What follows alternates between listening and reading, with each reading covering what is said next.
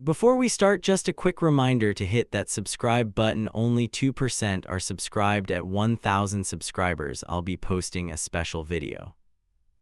My wife's fist came at my face and I threw my arm up. Her knuckles grazed my cheek and my jaw snapped shut. I grabbed her wrist on instinct and felt her twist hard. She smiled like I proved something she already knew. I'm Mark, 34, and I wish I had walked away faster.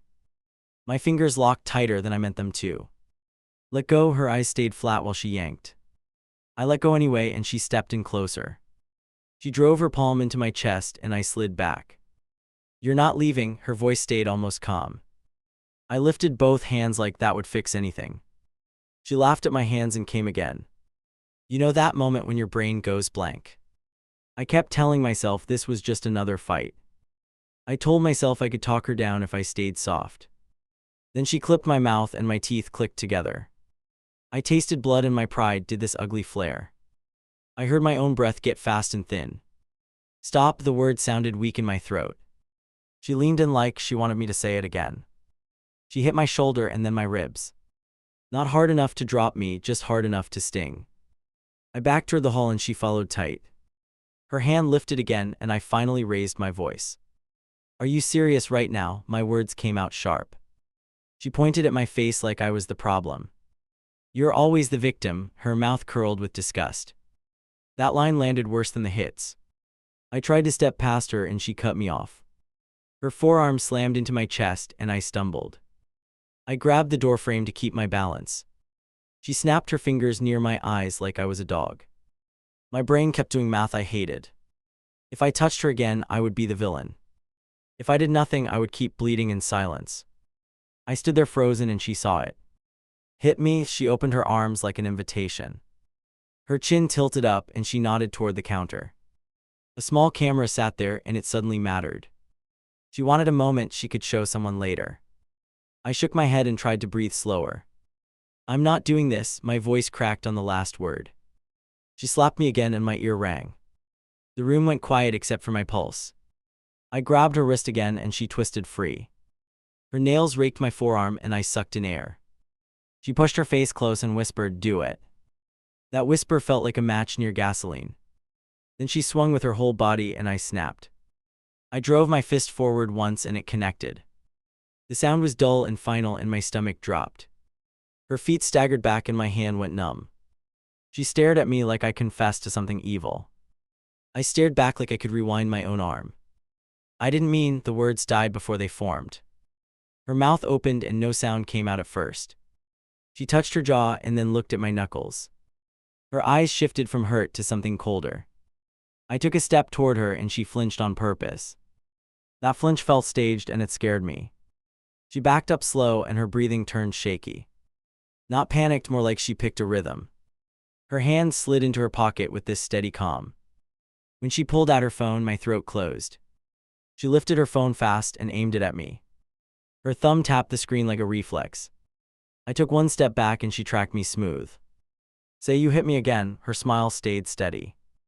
I shook my head and kept my palms up. My mouth went dry and I hated that part most. Turn it off. I heard myself sound guilty. She tilted the phone closer like it was a weapon. Tell them you lost control. She nodded at my chest. I looked past her for an exit and found none. My feet wanted the door and my pride wanted silence. Then she lowered her voice and made it personal. You're going to jail tonight. Her eyes dared me. I laughed once and it came out wrong. You can't be serious. My throat tightened mid-sentence. She answered by stepping into my path again. I tried to slide around her and she blocked me. Her shoulder hit mine and she made a show of wobbling. I froze because I saw the trap forming. She leaned toward the camera and let her lip tremble. Help, she said it soft at first. Not to me, not to anyone inside. To the imaginary crowd on her screen. That was when my stomach flipped hard. I backed toward the hallway and kept distance. She followed and kept the lens locked on my face. You're scaring me. She pressed a finger to her neck. I heard how practiced it sounded and my skin crawled. I tried to speak slow and keep my tone flat. I'm leaving. I pointed at the door like it mattered. She snapped her head and laughed again. Not until you confess. She held the phone higher. You ever feel your brain split into two voices? One voice says run, one voice says do not touch. I stood there stuck between them like an idiot. She watched that hesitation and fed on it. She turned the camera toward herself and winced. She touched her jaw with a light tap and hissed.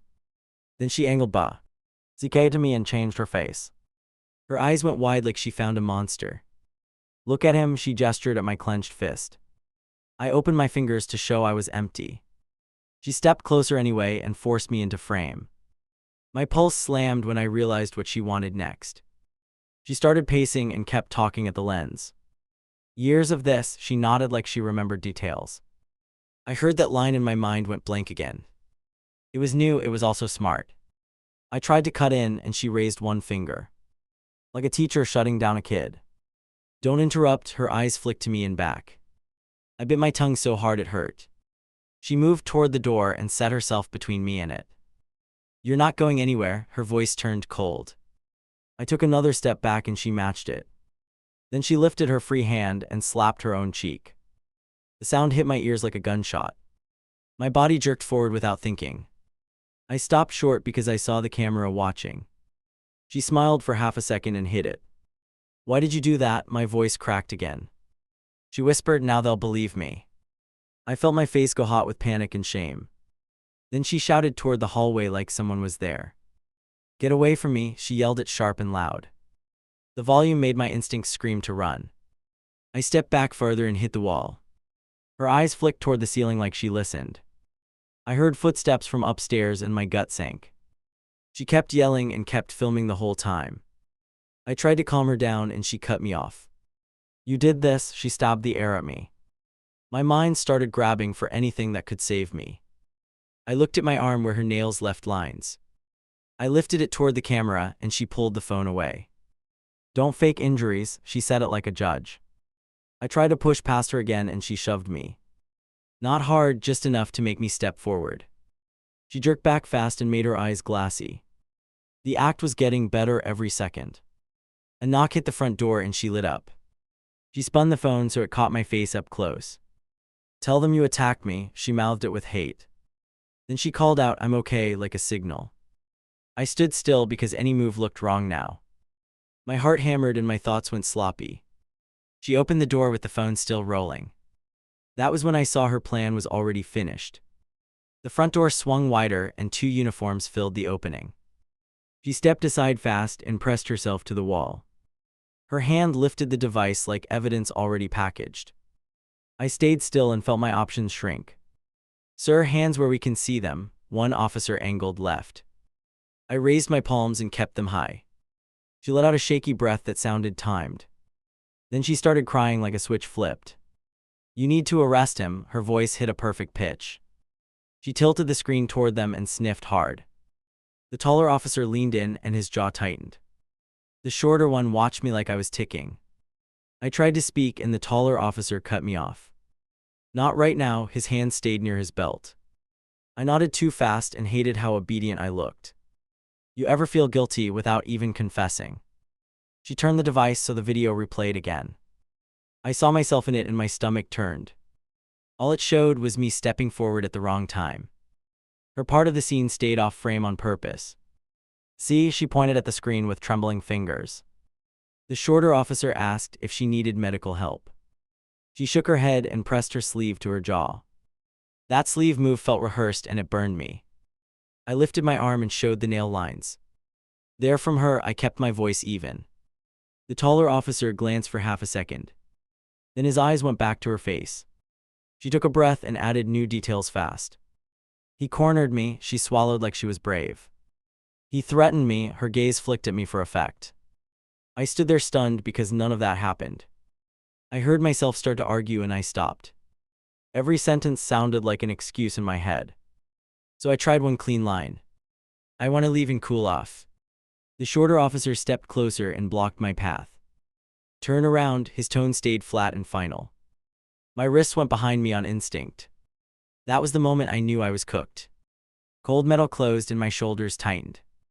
I flinched and the taller officer read it wrong. Don't resist, he leaned in like I might bolt. I swallowed hard and forced my body to go loose. She moved behind them and kept the device trained on me.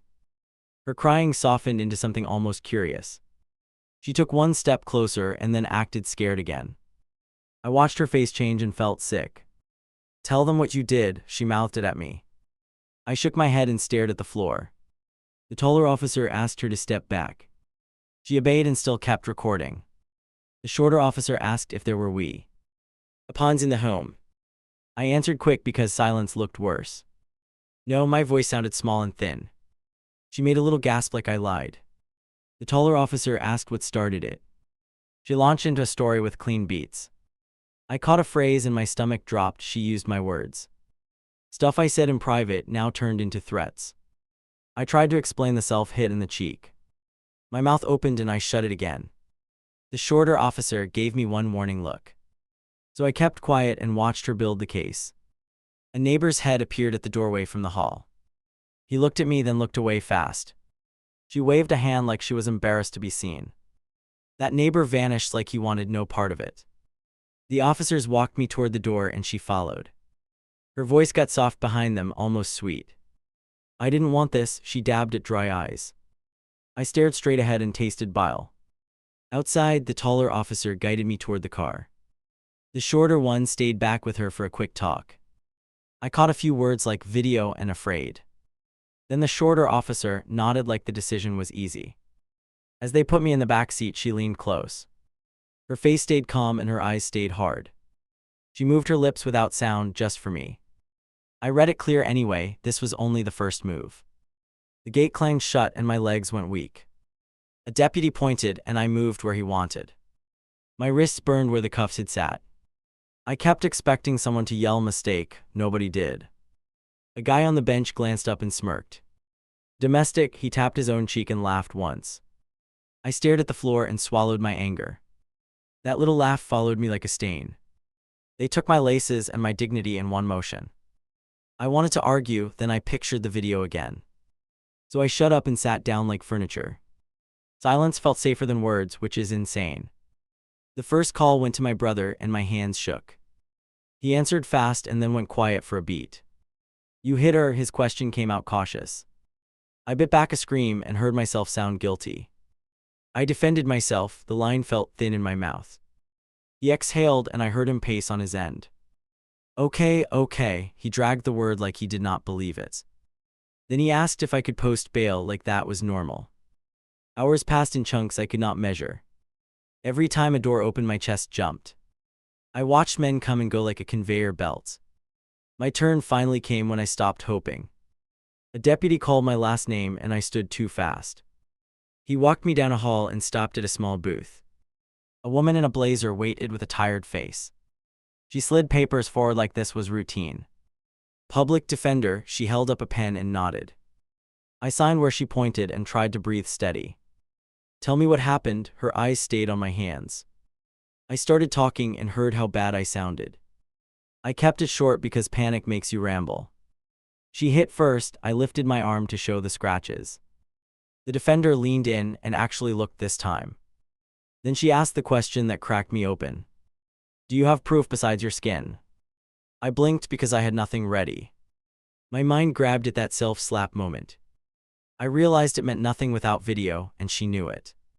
The defender warned me about the no-contact order. She said it like a weather report. Even a text can bury you, her finger tapped the paper. I nodded while my life slid into a new shape. They brought me into court in a line of strangers. My stomach tightened when I saw her across the room.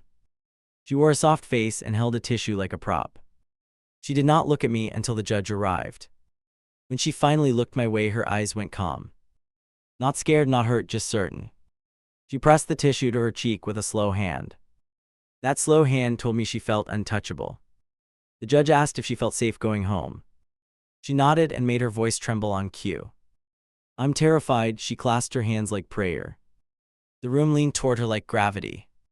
My defender stood and spoke for me in clipped lines. I wanted to jump in and explain every detail. Then I pictured that phone pointed at my face. So I stayed quiet and let the silence convict me. The judge ordered me away from her and the home. He said it firm like he was protecting someone. I opened my mouth and shut it again. I had become a danger on paper just like that. Bail got set and my brother scraped it together. I walked out with a stack of rules and no place to go. The night air hit me and I felt exposed. My brother waited by the curb and would not hug me. He drove like we were both afraid of being seen. Halfway down the road he finally spoke. "Did you really punch her?" His eyes flicked to mine. I stared ahead because eye contact felt like a confession. "I did." The word tasted like metal. I lost it for 1 second, my voice dropped. He tightened his grip on the wheel and said nothing. That silence hurt more than the cuffs ever did. My phone lit up with missed calls and I flinched. Not from her, from her friends, from numbers I did not know. One voicemail was a man yelling that I was trash. I deleted it fast and still heard it in my head. A text came in from her sister with one sentence. "You're lucky she's alive." The words looked unreal. My thumbs hovered over reply and I froze. The no contact order echoed like a siren. At my brother's place I washed my face and stared. The mirror showed a swollen cheek and tired eyes.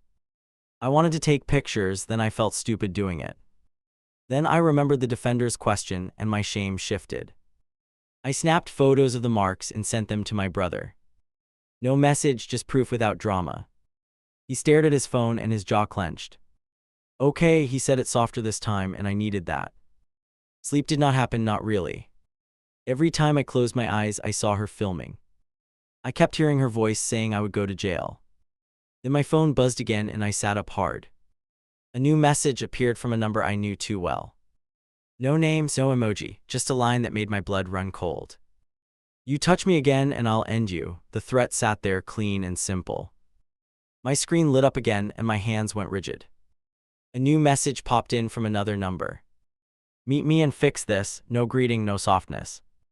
I stared at it until the letters blurred, then I screenshotted everything. I almost replied out of pure panic. You know that urge to explain yourself to a wall. I dropped the phone on the bed like it burned. Then my brother knocked and froze when he saw my face. He held up his own phone and swallowed hard. "She called me." His eyes kept darting away. "She's asking where you are." His jaw clenched mid-sentence. I realized she was building a map around me. I opened the no-contact paperwork and read it again. The words felt cold and simple, which made them terrifying. I could not defend myself with logic anymore. I could only defend myself with rules. I forwarded the threats to my attorney without adding a story. No rant, no begging, just the screenshots.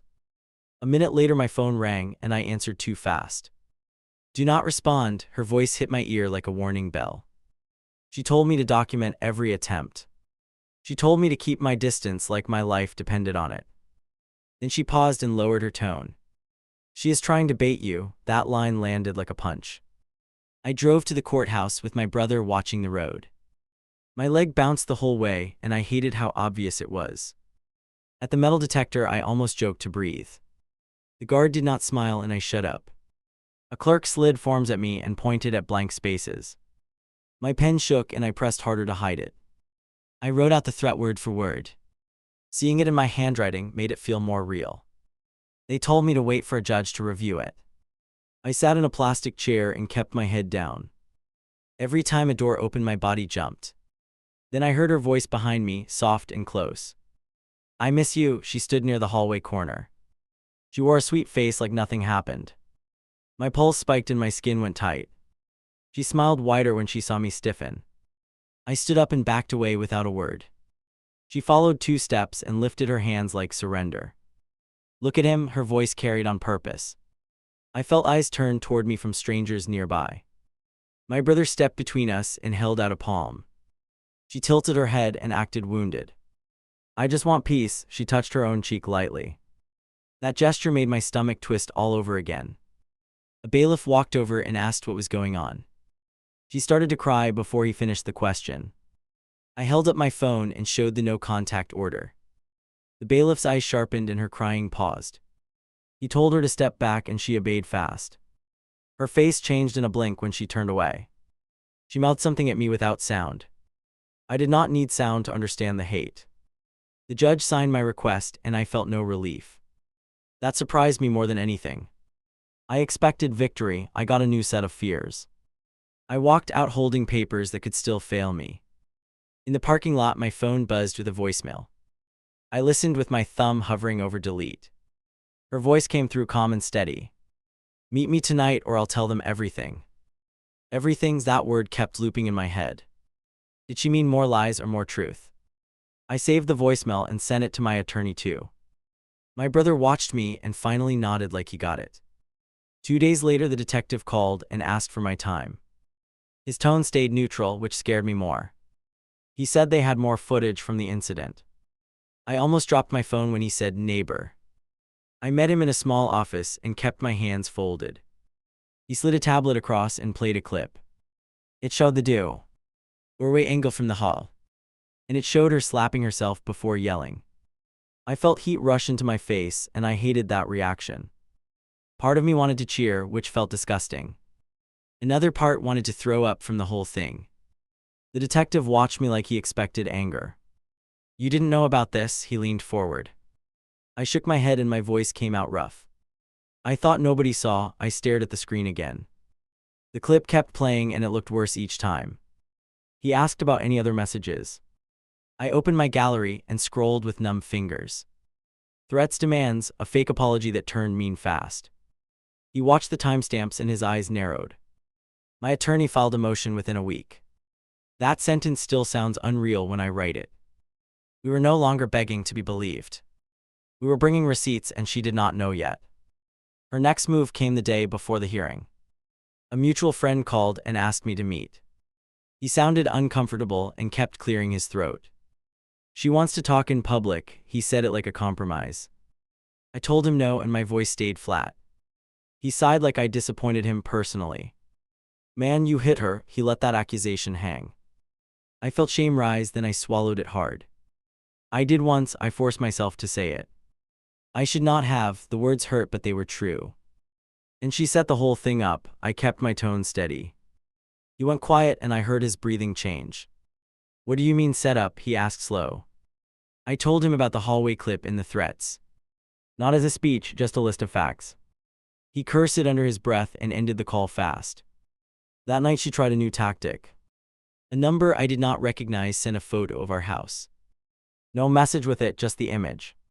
My hands went cold and my mouth tasted like copper. I called the non-emergency line and reported it.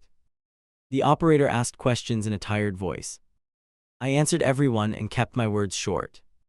When I hung up, I realized I was shaking again. My brother sat across from me and tapped the table once. You can't go back, his eyes stayed locked on mine. I wanted to argue because arguing was my habit. Then my phone buzzed again and killed that impulse. A short text popped up with 3 words. I'm watching you, that was it. I saved it, I forwarded it, I did not reply. It felt like learning a new language under fire. The hearing started early and my stomach rolled. My attorney spoke first and kept it clean. The prosecutor watched the hallway clip and frowned. I saw my wife's face tighten for the first time. She tried to explain it with a laugh. It looks bad, her smile flashed then faded. The judge stared at her like she was a stranger. That stare changed the whole room. The prosecutor asked to review the full device video. My wife shifted in her seat and blinked fast. Her lawyer leaned in and whispered in her ear. She nodded once, then her shoulders slumped. They played the original clip again, and I watched myself. I hated my own posture in it. I looked like a man about to do something awful. Then they played the hallway footage and the story cracked. The prosecutor asked her about the self-slap. She tried to answer with confusion and soft tears. But the timing did not match her words anymore. It was like watching someone lose control of a puppet. The judge asked me one question and I stood up. Did you strike her? The room went silent. Yes, my voice sounded steady, which shocked me. And I regret it, I kept my eyes on the judge. Saying it out loud felt like bleeding on purpose. I did not want to be noble. I wanted to survive without turning into a liar. The judge nodded once like he respected the honesty. My attorney handed over the threats and the voicemail transcript. The prosecutor read them and his jaw tightened. My wife stared straight ahead like she could will it away. Her lawyer asked for a recess and the judge granted it. In the hallway, she tried to get close again. She leaned toward me with a soft face. Please, her voice went small, almost tender. I stepped back fast and her eyes went dark. "You ruined me," her whisper cut sharp. Then she raised her voice for the crowd. "He's stalking me," she pointed at me with shaking fingers. I held up my hands and looked at the bailiff. The bailiff moved in and told her to back off. This time she did not play sweet. She snapped, "He hit me," her voice climbed.